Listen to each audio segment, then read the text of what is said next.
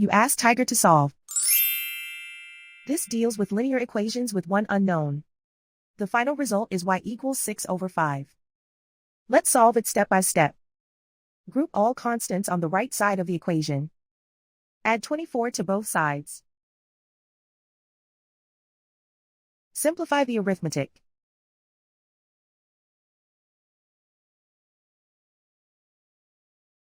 Isolate the y.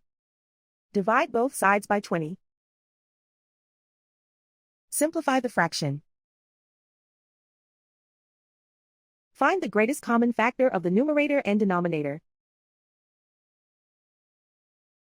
Factor out and cancel the greatest common factor. And so the final result is y equals 6/5.